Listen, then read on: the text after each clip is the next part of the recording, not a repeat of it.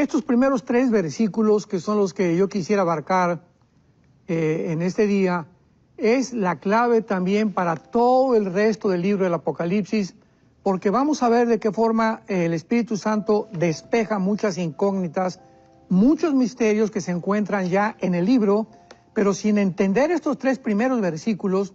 Por eso le quise nombrar la revelación de Jesucristo, porque los primeros 3 versículos nos dan la clave de todo el libro.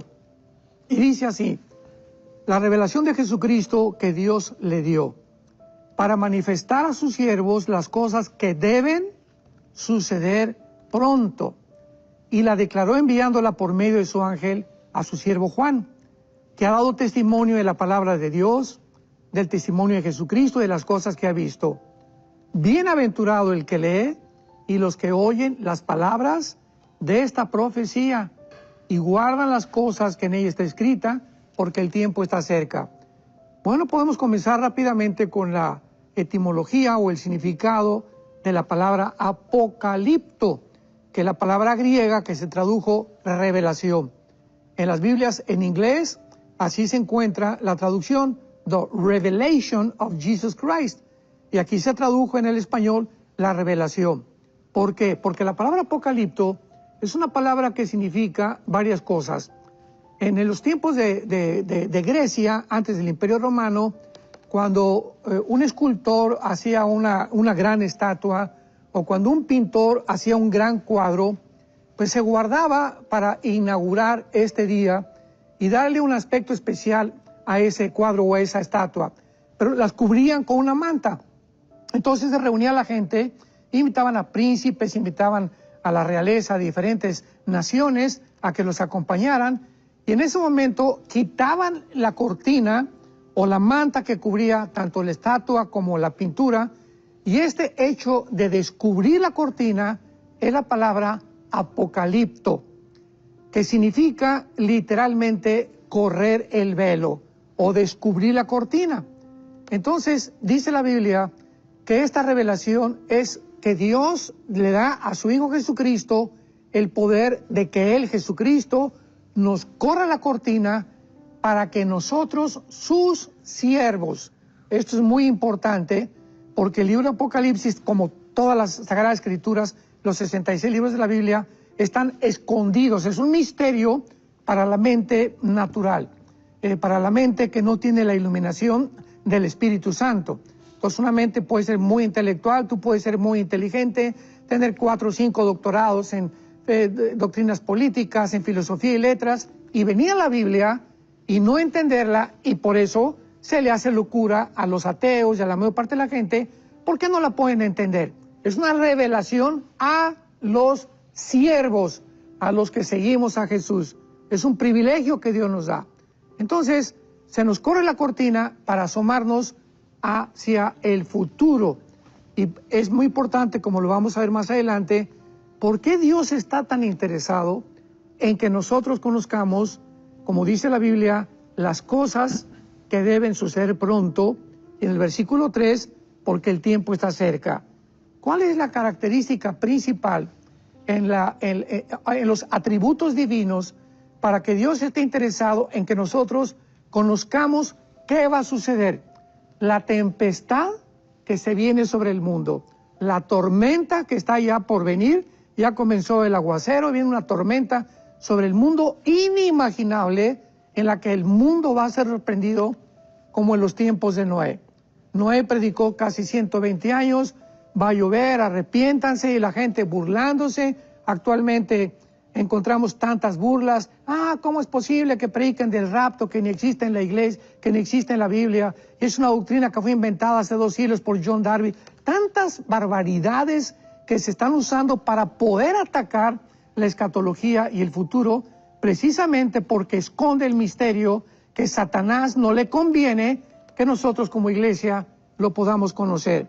Entonces, por eso comienza la Biblia, el descubrimiento que Jesucristo nos da para manifestar a nosotros los siervos las cosas que deben suceder pronto. Y aquí vamos a encontrar en primer lugar la respuesta, la quiero dar muy breve. ¿Por qué Dios quiere que nosotros conozcamos el futuro? ¿Por qué durante los últimos 20, 30 años no se ha predicado el Apocalipsis muy raras veces, ya la profecía está completamente olvidada, ya, ¿verdad? Ya no hay nada de interés en cuanto a qué está pasando, pero ahora que comienza a arder el Medio Oriente y ahora que Rusia invade Ucrania, como que todos los cristianos volvemos otra vez, ahora sí, ¿qué dice la Biblia? Ahora sí estamos interesados, ¿verdad? Pero es que debemos siempre estar interesados porque Dios no quiere sorprendernos ni que como un ladrón en la noche sucedan estas cosas en nuestra vida. En primer lugar, ¿por qué quiere Dios revelarnos el futuro? Yo pienso que en primer lugar para que nos preparemos para recibirle. Dice en Lucas capítulo 21, versículo 34, mirad también por ustedes mismos. Vean la advertencia de Dios para el futuro, que nuestros corazones no se carguen de glotonería y embriaguez y de los afanes de la vida, y venga de repente sobre vosotros aquel día. Ese día que está mencionando el evangelista Lucas, ¿a qué día se refiere? Pues se refiere, ¿verdad?, a la tempestad que se viene sobre el mundo. Y Dios no quiere que nosotros permanezcamos ignorantes y que caiga sobre el mundo y de repente nosotros nos preguntemos qué está pasando. No, tenemos que saber qué va a pasar para tener paz. Pero dice el versículo 35, como un lazo vendrá sobre todos los que habitan sobre la faz de la tierra. Velad pues en todo tiempo, escuchemos esto, orando, para que seamos tenidos por dignos, para que podamos ser considerados dignos de escapar de todas estas cosas que vendrán, por el amor de Dios. ¿De qué cosas quiere Dios que escapemos? Pues de la tribulación. Entonces, no todos van a escapar, ¿verdad?, en el arrebatamiento de la iglesia, sino que Dios quiere que nosotros estemos conscientes de que va a ser aquellos que están velando, aquellos que no se han enfrascado en los negocios de la vida y en los afanes de la vida y en la angustia y en el estrés y hacer dinero y obtener un lugar público, ser famoso, tener fama, etcétera, etcétera. Todos estos enemigos entran y ahogan la semilla de Dios. Entonces, esta es la primera cosa que Dios quiere que nosotros sepamos, porque quiere que nosotros conozcamos el futuro. En segundo lugar, para motivarnos a ganar almas. Dice en 2 Pedro 3:9, claro, porque Dios no quiere que nadie se pierda, sino que todos procedan al arrepentimiento. Entonces, Dios quiere, ¿verdad?, que esto nos motive al ver todo lo que está pasando, como lo vamos a ver más adelante, que nos encontramos ya a través de las señales que son ya impresionantemente evidentes, que ya cautivan nuestra alma y nuestro corazón y nos hacen discernir que ya nos encontramos realmente, tal vez en la última generación de la historia, ganar las almas. Porque este es el corazón de Dios.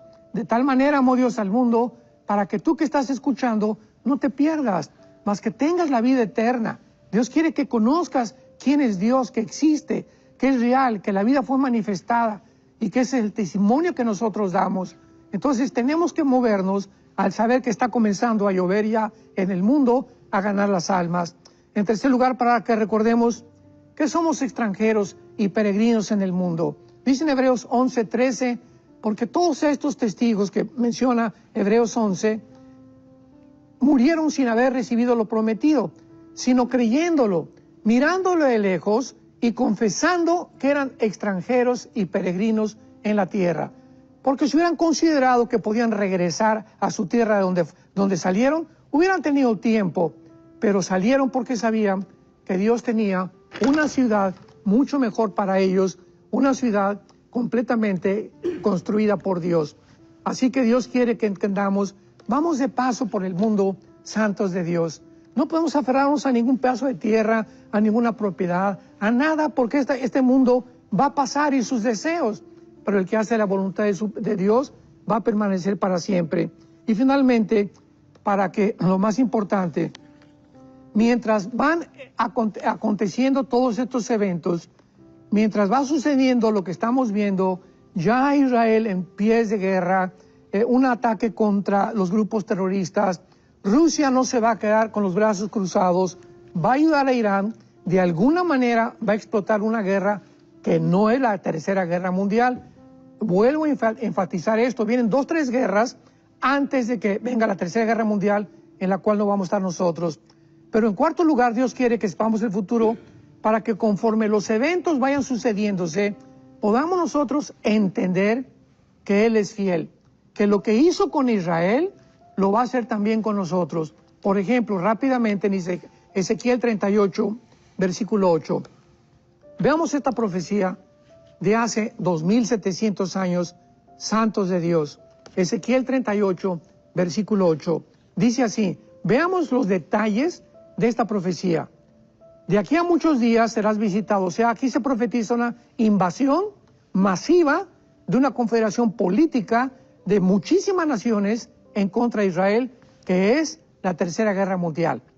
De aquí a muchos días serás visitado, al cabo de años, o sea, a Sharit, Shanek, se dice en el hebreo que es al final del tiempo, al final de los días. Serás visitado a la tierra salvada de la espada, recogida de muchos pueblos.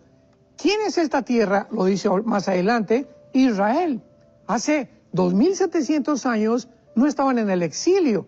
Y aquí se está profetizando que cuando ellos regresaran, 1948, vendría la invasión, vendrían los años en la que Israel se vería afectada completamente, si no es por la intervención de Jesucristo, que los va a salvar de la Tercera Guerra Mundial. La tierra recogida de muchos pueblos a los montes de Israel, que siempre fueron una desolación. Cuando llegó en el 48 Israel, no había árboles, no había olivos, era un desierto total en el 48 hasta el 50, 52 Israel. En el 52 había 6 millones de olivos plantados, cumpliéndose las profecías que era una desolación. Ahorita Israel, en medio de todo el mundo árabe, es un oasis, es una nación fructífera, es una nación con adelantos tecnológicos impresionantes. De los premios Nobel que ha habido, el 65% los han ganado los judíos. En fin, hay muchas cosas, muchos clips, muchos links, muchos eslabones que Dios nos pone. Y finalmente dice así, que siempre fueron desolación, mas fue sacada entre las naciones y moran confiadamente. Entonces, al ver nosotros que Israel todavía no mora confiadamente, que para que esta invasión de la Tercera Guerra Mundial se lleve a cabo, Israel tiene que morar confiadamente, y entonces viene la invasión contra ellos. Pregunta, nunca hasta ahorita Israel ha vivido confiadamente. Ahorita antes del programa platicábamos con Jonás y con Roger, ¿verdad?, acerca de que no hay una sola familia en Israel, una sola familia que no haya perdido hijos o nietos o sobrinos en alguna de las guerras desde el 48. Israel es un pueblo que vive con la ametralladora, con los R-15, ¿verdad? En la cama se levantan con armados.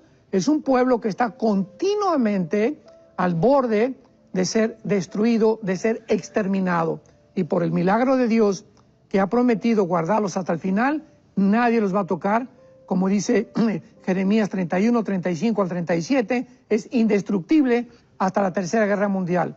Entonces es importante que nosotros veamos que al suceder estas cosas, el único tiempo cuando Israel vaya a vivir en paz va a ser cuando el anticristo firme un tratado por 7 años garantizándoles la paz. Antes no va a haber paz para los judíos. Entonces, para que este tiempo llegue, que ya está casi delante de nosotros, Israel va a tener que ser atacado después de estas guerras, va a tener que pedir ayuda al anticristo, que va a ser el Mahdi del mundo islámico, para sentarse con ellos y que este hombre les garantice que ninguna nación árabe, ningún nación islámica los vaya a atacar. Y solo lo puede hacer al que consideran el mundo islámico como el anticristo para ellos. Entonces, por eso Dios quiere que nosotros sepamos las cosas que deben suceder pronto. Porque el cristiano, el momento de recibir al Espíritu Santo, las vendas completamente se nos comienzan a caer. Dice el libro de Isaías que el mundo tiene una venda sobre sus ojos. O sea, el mundo, los seres humanos, bíblicamente, tienen una venda que no pueden discernir, no pueden diferenciar que hay una dimensión espiritual mucho más real que la dimensión física en la que nosotros vivimos. Y cuando las vendas se nos caen por primera vez en lo que se llama el nuevo nacimiento o la regeneración del Espíritu Santo, después de que hemos creído lo que Jesús hizo en la cruz en nuestro lugar, el Espíritu Santo nos comienza de una forma progresiva a quitarnos la cortina para que comencemos a ver la A, la B, la C, como cualquier niño aprendiendo, y como niños recién nacidos que deseemos la leche espiritual, que deseemos conocer a Dios, que deseemos estudiar la Biblia, que deseemos ir a los estudios bíblicos, que oigamos el domingo al pastor que predica con atención, que llevemos nuestra Biblia el domingo, porque ya los cristianos ni el domingo llevan la Biblia ya a la iglesia. Esto es una tragedia, es una barbaridad esto. Y mientras más nos alejamos y nos separamos de Dios, no nos damos cuenta que es la influencia del poder espiritual. Así como Satanás quiso separar a Israel de su tierra, separarlos de su lenguaje, separarlos de sus tradiciones, separarlos de su religión, lo mismo está haciendo con nosotros, con la iglesia. La estrategia principal de Satanás es tratar de separarnos de Dios, que no tengamos diario un devocional con Cristo, que no tengamos contacto diario con la Biblia, que no tengamos contacto diario en oración con Dios para platicar, que no tengamos contacto con nuestros hermanos cristianos. Esa es la estrategia satánica, porque esto pasa de una forma desapercibida y sin que tú te des cuenta. Llega un momento en que ya estás completamente fuera del camino. Cumples y vas el domingo a la iglesia, pero no te has dado cuenta que cómo te has enfriado. No tienes ya amor por las almas, ya no tienes amor para ofrendar a la obra de Dios generosamente. Tu objetivo ya no es Jesucristo ni la vida con Dios, sino tu objetivo, repito, se ha volcado completamente en esta vida. Y es cuando dice la Biblia que la semilla se apaga y estos son los que van a lamentar. Dice el Espíritu Santo aquí en el versículo 1 que esta revelación Dios se la dio a Jesucristo. Jesucristo usó a su ángel, a su siervo Juan. Cuando Juan escribe el libro del Apocalipsis, escribió en su primera carta estas palabras, la primera carta de Juan, capítulo 1, lo que era desde el principio, lo que hemos visto, lo que hemos oído, lo que hemos contemplado y palparon nuestras manos tocante al verbo de vida, porque la vida fue manifestada. Fíjense el testimonio que Dios le da a Juan para que Juan nos lo dé a nosotros. Juan dice, nosotros vimos, oímos, tocamos al verbo de vida, aquel que tenía la vida, aquel por cuya vida nosotros existimos. Nuestras manos lo tocaron, porque nuestras manos tocaron y palparon la vida, porque la vida fue manifestada. Y nosotros damos testimonio que esta vida se encuentra en la persona de su Hijo Jesucristo, para que tengamos comunión unos con otros, y nuestra comunión verdadera es con Jesucristo, su Hijo unigénito y amado por Dios. Entonces, por eso dice el Apocalipsis, que es la revelación final que Dios le da al apóstol Juan, que este testimonio Dios se lo dio al apóstol Juan. Y dice el versículo 2, que ha dado testimonio. Vean ustedes el testimonio de Juan. Número 1, ha dado testimonio de la palabra de Dios. ¿Eres cristiano? Hechos 1:8, recibirán poder cuando el Espíritu Santo haya venido sobre nosotros y me serán testigos. El principal objetivo del Espíritu Santo no es hacernos sentir, porque hay cristianos que dicen, pues quiero sentir a Dios y quiero sentir, y caen, como dicen Colosenses 2, en experiencias místicas, emocionales, sentimentales, en las que podemos ser engañados. Pero cuando venimos a la palabra, esto nos va a salvar de poder vivir una vida la que realmente le agrada a Dios. Y la vida que realmente le agrada a Dios es si nosotros estamos hablando al mundo de lo que hizo Jesucristo en la cruz. Yo te pregunto, ¿a alguna persona desde que te convertiste le has hablado de Jesucristo? ¿En tu escuela? ¿En tu bufete jurídico? ¿En tu consultorio médico? en el área del gobierno, algún senador, algún presidente, cuando ha estado con el presidente, tal vez ustedes que nos escuchan, que son senadores o diputados, han dado oportunidad de hablar al presidente o a personas importantes acerca del amor de Dios en la cruz del Calvario. Para eso vino el Espíritu Santo. Y Dios no nos ha dado espíritu de temor, sino de poder y de valor. Entonces, tenemos que imitar a Juan si queremos conocer el futuro y vivir en paz. Dar testimonio de Jesucristo es nuestra principal responsabilidad. Y en segundo lugar, dice la Biblia, y del testimonio de Jesucristo. ¿Qué es el testimonio de Jesucristo?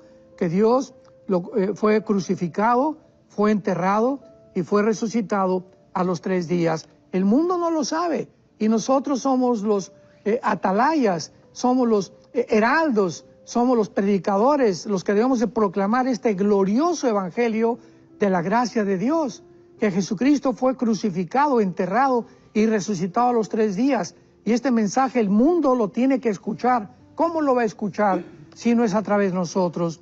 Dice Romanos capítulo 10, pero ¿cómo van a escuchar si no hay quien les predique? ¿Y cómo van a predicar si no hay quien los mande? Y si no hay quien los mande, entonces ¿cómo se puede oír?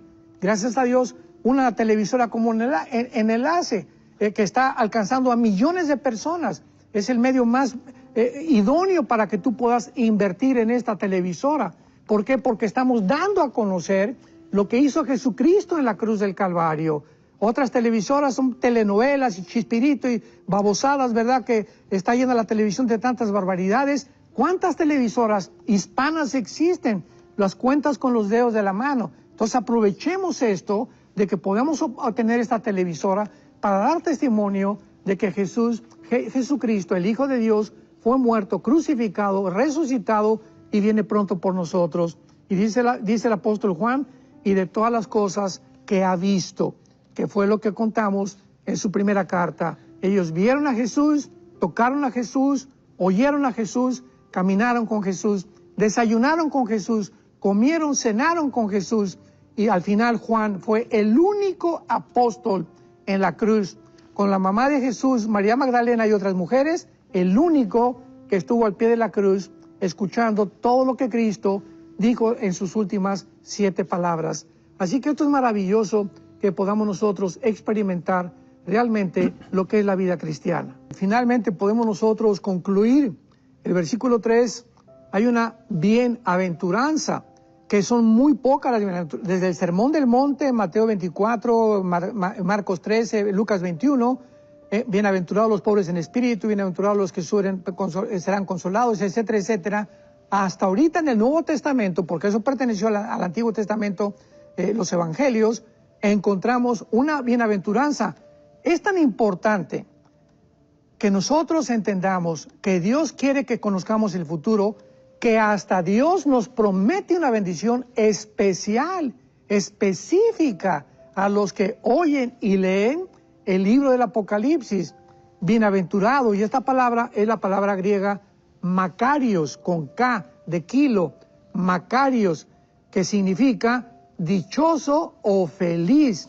Vamos a traducirlo, dichosos y felices los que leen y los que oyen las palabras de esta profecía y guardan las cosas escritas, porque el tiempo está cerca. ¿Por qué Dios nos da esta bienaventuranza, esta bendición tan grande que dice que el Espíritu Santo va a producir entre nosotros un gozo cuando sepamos el futuro y estemos seguros que todo lo que viene ya fue escrito, por lo cual estamos seguros en la mano de Dios? En primer lugar, porque este gozo que nos va a producir es que vamos a saber que pronto todo va a terminar. Dice la Biblia, porque el tiempo está cerca.